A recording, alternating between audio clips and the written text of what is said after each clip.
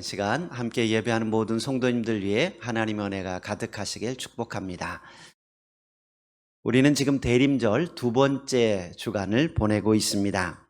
대림절은 예수님이 이 땅에 오심을 기념하며 다시 오실 주님을 기다리는 절기입니다. 우리가 뭔가를 기다린다는 것, 즐거움일 수도 있고 괴로움일 수도 있습니다. 엊그제처럼 갑작스런 눈 때문에 교통이 마비된 상황에서 버스를 기다려야 한다라고 한다면 정말 괴로울 것입니다. 지연된다는 사실은 알고 있지만 언제나 올까라는 답답한 마음으로 기다리게 될 겁니다. 어떤 분은 버스를 타고 가고 있는데 언덕에서 차들이 미끄러지면서 차선을 다 막고 있어서 교통 상황이 수습되기까지 차 안에서 2시간 넘게 기다렸다라는 분도 보았습니다. 언제 정리될지 모르는 상황에서 막연히 기다리는 것 정말 괴로운 일이지요. 반면에 가지고 싶은 아이템을 주문하고 배송되기를 기다리고 있다면 어떨까요? 새벽 배송처럼 빠르게 배송되는 경우도 있지만 때로는 해외 직구와 같이 한참을 기다려야 하는 경우도 있습니다. 이때의 기다림은 지겨운 기다림이 아니라 빨리 왔으면 좋겠다라는 설레이는 마음으로 기다리게 됩니다. 우리가 누군가를 기다릴 때도 마찬가지입니다. 직장에서 일로 만나는 사람과의 기다림은 조금만 늦어도 짜증이 날 겁니다.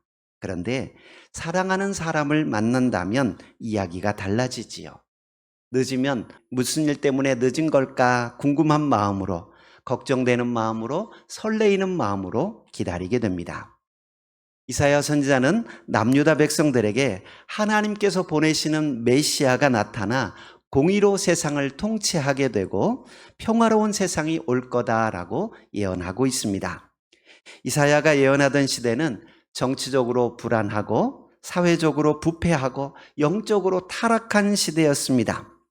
하나님께 불순종하는 왕들이 집권을 하고 있었고 우상 숭배가 만연하였습니다. 하나님의 말씀대로 순종하면 다윗의 후손이 영원토록 왕위를 잇게 해주겠다고 약속하셨습니다. 그런데 더 이상 다윗의 자손이 왕위를 이어가지 못할 만큼 타락한 상황이었습니다. 또한 외부적으로는 강대국 아수르의 위협이 도사리고 있었습니다. 북이스라엘은 이미 아수르에 의해 멸망당하였고 유다도 언제 멸망당할지 모르는 상황입니다.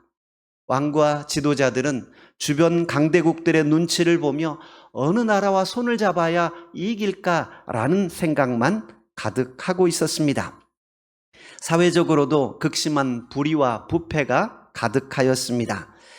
부자들의 탐욕이 가득하고 뇌물로 재판의 판결을 바꾸기도 하고 가난한 자들은 고통 가운데 있었습니다. 영적으로도 상황이 좋지 않습니다. 형식적으로는 하나님께 제사하고 예배하지만 마음은 하나님에게서 멀어져 있었습니다. 삶 속에서는 하나님과 상관없는 삶을 살고 있었습니다. 여러분, 이사야 시대의 모습이 오늘 우리 시대의 모습과 너무 닮아 있지 않습니까? 우리는 정치적으로 혼란한 시기를 보내고 있습니다. 여야가 한마음 한뜻이 되어 어려운 문제들을 잘 풀어가면 좋겠는데 당리당략에 따라 서로 싸우고 헐뜯고 있는 어수선한 시대입니다. 국민들도 진보와 보수로 나뉘어서 극한 대립의 양상을 나타내고 있습니다. 국제적인 상황도 쉽지 않습니다. 미국과 중국과 일본 사이에서 어느 나라와 손을 잡아야 나라에 이익이 있을지 아슬아슬한 눈치 게임을 하면서 줄타기를 하고 있습니다. 사회적으로도 혼란스럽습니다. 유튜브가 확산되면서 가짜 뉴스도 많이 유포되고 있고 공의롭지 못한 모습들도 자주 보입니다. 있는 사람들은 각종 혐의가 있어 기소가 되어도 무혐의로 풀려나지만 없는 사람들은 모든 법이 적용되어서 고스란히 불이익을 받고 있습니다. 이사야 선지자는 나라가 거의 무너져가는 위기 상황 속에서 소망의 말씀을 선포합니다. 오늘 말씀을 잘 묵상한다면 오늘 우리 시대에 주시는 하나님의 음성을 듣게 될 것입니다. 이사야 선지자는 죄악으로 치닫는 유다 백성들을 보면서 하나님의 심판과 유다의 멸망을 선포하였습니다. 뿐만 아니라 더 이상 다윗의 왕가에 소망이 없다고 생각하던 시대에 소망의 메시지를 증거합니다. 1절 보시면 이렇게 이야기합니다. 같이 한번 볼까요? 이새의 줄기에서 한 싹이 나며 그 뿌리에서 한 가지가 나서 결실할 것이요. 이새의 줄기에서 한 싹이 나고 그 뿌리에서 한 가지가 난다라는 말로 예언을 시작합니다. 줄기라고 기록된 이 단어는 나무의 줄기를 의미하는 것이 아니라 베어 넘어뜨린 나무의 밑둥, 그러니까 그루터기를 의미합니다. 지금 유다의 상황은 다윗 왕조가 쭉 이어오다가 잘려나간 상태였음을 전제합니다. 그런데 놀랍게도 하나님께서는 그루터기에서 새 싹이 나올 것이고 결실하게 될 거다라고 말씀합니다. 이새라는 사람은 다윗의 아버지입니다. 즉 다윗의 왕조가 베어진 나무처럼 잘려나가겠지만 그 뿌리에서 메시아가 올 거다라고 말씀합니다. 줄기는 베어졌지만 뿌리는 죽지 않았습니다. 이스라엘의 역사와 우리 인생도 아무리 잘려나간 것처럼 보이지만 하나님의 약속은 뿌리처럼 살아있다라는 것입니다. 여러분들이 다 보셨지만 올 초에 교회 근처에 있는 아파트에서 교회와 경계되는 나무에 정지 작업을 했습니다. 은행나무를 비롯해서 여러 나무들이 너무 커지니까 낙엽도 많이 떨어지고 또 태풍이나 바람에 넘어질 위험이 있어서 정지 작업을 한 겁니다.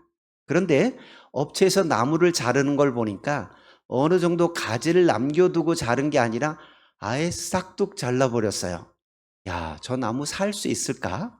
저렇게 잘라도 나무가 사나? 라고 걱정되었는데 걱정이 무색하게도 봄이 되니까 거기에서 새순이 나고 싹이 나는 것을 보았습니다.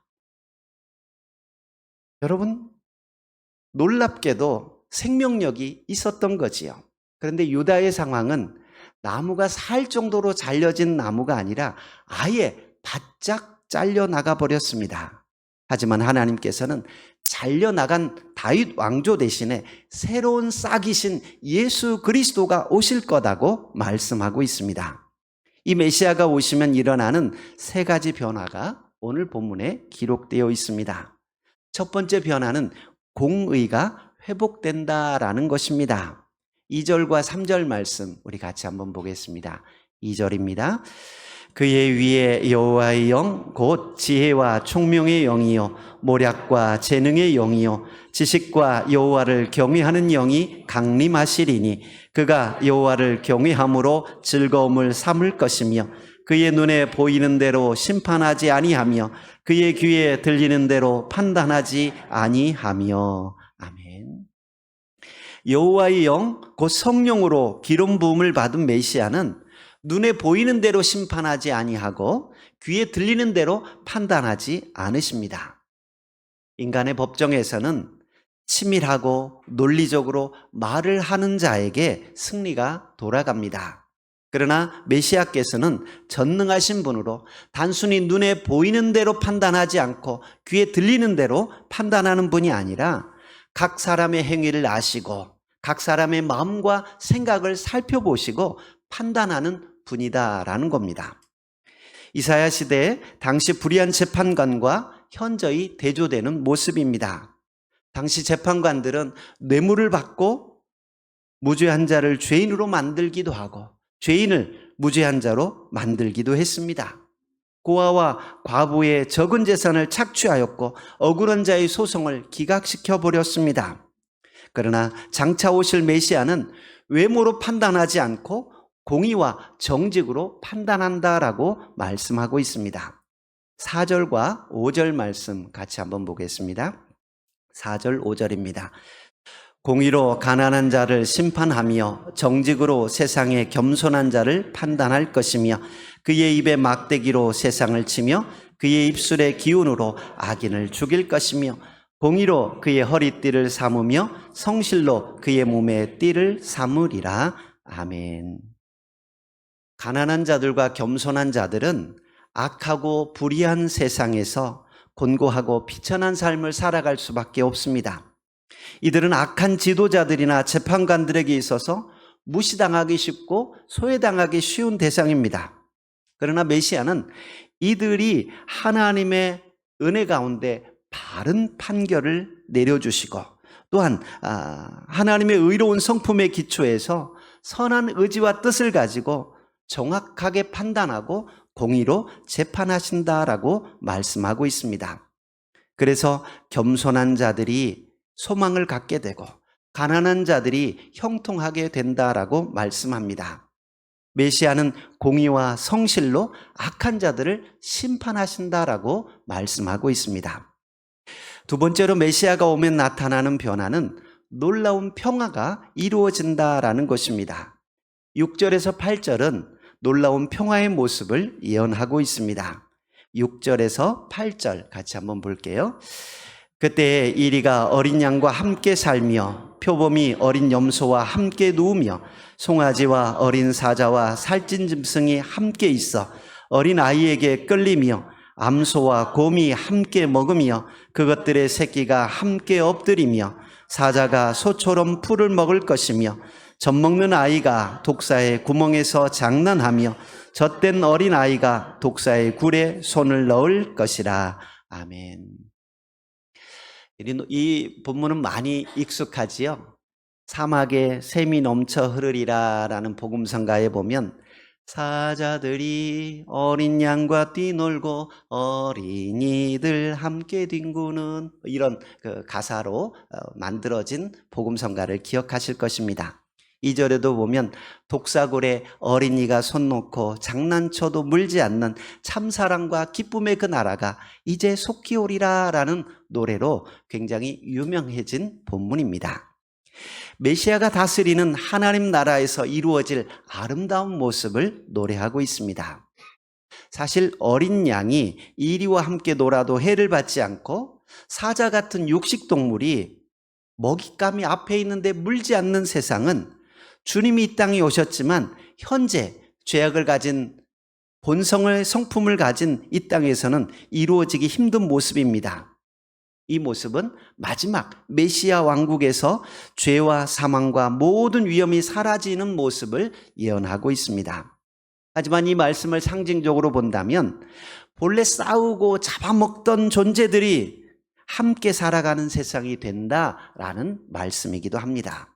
다시 말하면 메시아가 오면 원수가 가족이 되고 경쟁자가 동역자가 되고 상처 주던 사람의 축복의 통로가 되고 깨어진 관계가 회복된다라는 것입니다. 여러분, 육식하던 사자가 풀을 먹으려면 날카로운 송곳니가 평평한 어금니로 변해야 합니다. 누군가를 물어뜯던 체질이 변해야 합니다.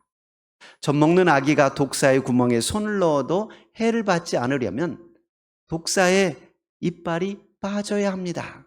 독사에 있는 독이 다 빠져야 가능한 이야기지요.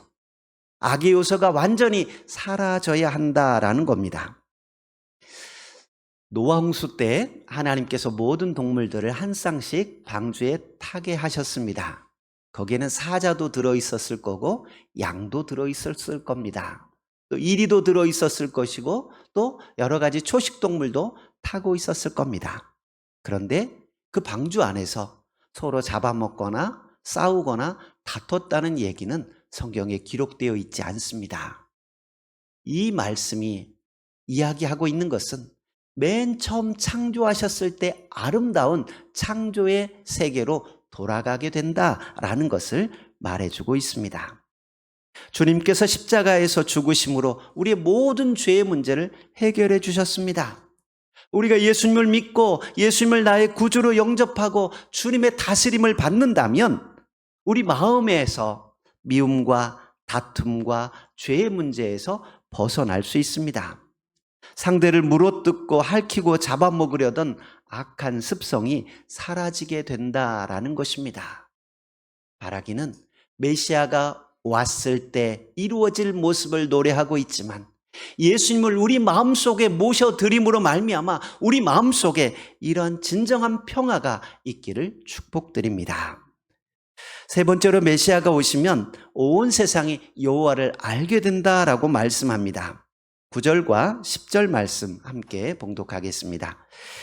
내 거룩한 산 모든 곳에서 해됨도 없고 상함도 없을 것이니 이는 물이 바다를 덮음같이 여호와를 아는 지식이 세상에 충만할 것임이니라.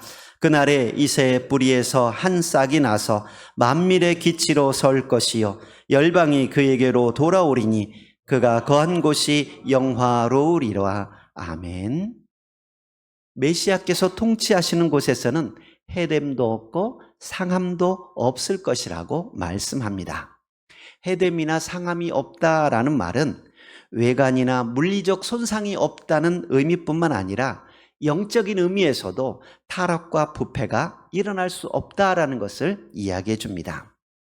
하나님이 다스리는 나라는 누구나 안전하고 한순간도 해나 위험이 없을 뿐만 아니라 내적인 부패나 영적인 타락에 빠질 염려가 없는 완벽한 평화의 나라가 될 것을 예언하고 있습니다. 그렇게 완벽한 나라가 있을 수 있는 이유는 여호와를 아는 지식이 세상에 충만하기 때문입니다. 여호와를 아는 지식은 인간의 완악함과 패역함을 그 뿌리로부터 바꾸어 버립니다. 인간이 죄를 지음으로 인해 무너진 창조의 원리를 회복시킴으로써 피조물들에게 완벽한 평화가 이루어지는 겁니다. 여기서 여호와를 아는 지식은 단순히 여호와에 대한 이론적이고 객관적인 지식을 의미하지 않습니다. 알다라는 단어는 생생하고 체험적이고 인격적인 지식을 이야기합니다. 하나님을 인격적으로 만나고 하나님과 인격적인 관계 속에서 그분을 두려워하며 그 뜻에 순종하는 사람은 결코 이웃에게 해를 가할 수 없고 악을 저지를 수 없습니다. 호세아 선지자는 이 백성이 지식이 없으므로 망한다라고 한탄하였습니다. 그것은 그들이 여호와 알기를 거부했기 때문입니다. 그래서 힘써 여호와를 알자라고 부르짖었습니다. 여호와를 알지 못하면 하나님이 원하는 뜻대로 살지 못하고 결국 하나님께서 약속하신 축복을 누리지 못하게 됩니다. 우리가 하나님께서 약속하신 축복을 누리려면 여호와의 영, 곧 지혜와 총명의 영이시고 모략과 재능의 영이시고 지식과 여호와를 경외하는 영이신 성령의 역사 안에서 하나님을 알아가야 합니다. 이사야 선지자는 여호와를 아는 지식이 세상에 충만해지는 것을 물이 바다를 덮는 것에 비유하고 있습니다. 노아 홍수 시대 때에 내린 비가 온 세상을 덮어버렸던 것처럼 이제 메시아 왕국에서는 여호와를 아는 지식이 온 세상을 덮게 될 거다라고 말씀하고 있습니다. 노아 홍수 때 덮인 물로 온 세상이 심판을 받았지만 여호와를 아는 지식이 이 세상에 가득하게 될 때 전혀 새로운 평화의 왕국이 완성될 것입니다. 그날에 이새의 뿌리에서 한 싹이 나며 만민의 기치로 서게 될 것입니다. 여기서 기치라고 하는 말은 행군 시에 군인들이 방향을 잡을 수 있도록 방향을 제시해 주는 깃발을 의미합니다. 흥미로운 점은 이 단어가 광야에서 불뱀에 물려 죽어가던 자에게 생명을 주기 위해 불뱀의 모양으로 놋뱀을 만들어 매달았던 장대를 가리키는 단어와 같은 단어가 사용되고 있습니다. 예수님은 요한복음 3장 14절에서 니고데모와의 대화를 통해 광야에 놋뱀을 매달았던 장대 이미지를 사용하여 자신이 십자가에 달릴 것을 예언하셨습니다. 이러한 사실은 만민의 기치로 설 것이다 라는 이 예언의 말씀이 이 땅에 오실 메시아가 모든 사람의 지도자로 세워질 것이고 그 과정에서 십자가를 통해 이루어질 거다라는 것을 암시하고 있습니다. 온 세상 사람들이 십자가를 통해 여호와를 알게 되고 여호와께로 돌아올 것을 예언하고 있습니다. 이제는 메시아의 구원이 이스라엘 민족을 넘어 온 세계로 확장될 것을 말해주고 있습니다. 사랑하는 성도 여러분, 하나님께서는 이사야 선지자를 통해 모든 성도들이 바라보아야 할 하나님 나라의 모습을 보여주셨습니다. 이 나라를 세우기 위해 보냄을 받은 메시아이신 그리스도는 공의로 이 땅을 통치하실 것입니다. 그리고 그의 통치 안에서 상상할 수 없는 평화의 모습이 이루어지게 됩니다. 여러분, 우리 그리스도인들은 이러한 하나님의 나라를 약속받은 사람들입니다. 우리가 힘써 여호와를 알아가고 하나님과 인격적인 만남과 교제를 통해 하나님의 성품에 참여한 자들이 될 수 있기를 축복드립니다. 비록 지금은 불의가 가득하고 악독이 가득하고 의롭게 살고 법대로 사는 사람이 손해보는 시대를 살아가는 것처럼 보이지만 절망하지 마십시오. 이 땅에서 핍박과 고난을 당한다 해도 끝까지 하나님 말씀에 순종하는 자들에게 영원한 하나님 나라의 복을 약속하셨습니다. 여러분, 이 약속은 공허한 약속이 아니고 가치 없는 것이 아닙니다. 가장 진실하고 가장 확실하고 가장 소중한 것입니다. 그분이 오시면 우리 가정 안에, 우리 마음 안에, 우리 공동체 안에 진정한 평화가 이루어질 것입니다. 서로 물고 뜯고 싸우고 잡아먹히고 잡아먹는 그런 치열한 사회가 아니라 진정한 평화의 공동체가 될 것입니다. 대림절 기간 평화의 왕으로 오시는 예수님을 기다리고 그 기다림 속에 그 예수님이 우리 마음 가운데 올 수 있기를 축복드립니다. 주님을 기다리는 기다림이 고통이 아니라 설레임이고 즐거움이 될 수 있기를 축복합니다. 주님께서 우리 안에 오셔서 우리 삶을 다스리는 왕이 되어주시면 하나님께서 주시는 평안과 은혜가 가득하게 될 줄 믿습니다. 하나님이 주신 약속을 붙잡고 천국 백성답게 살아가는 우리 모두가 되시길 주의 이름으로 축복드립니다. 은혜로우신 하나님 감사합니다. 귀한 시간 주님 전에 나와 예배할 수 있도록 인도하여 주시고 은총을 덧입혀 주시니 감사합니다. 아버지 하나님, 우리가 주님을 기다리며 하나님께서 이 땅에 베푸실 놀라운 은혜들을 기다립니다. 하나님께서 우리 마음에 찾아와 주셔서 은혜 베풀어 주시고 참다운 평화가 있게 하시고 참다운 공의가 이루어지게 하여 주시고 우리가 하나님을 더 깊이 알아갈 수 있는 은혜를 허락하여 주옵소서. 예수님 이름으로 기도하옵나이다. 아멘.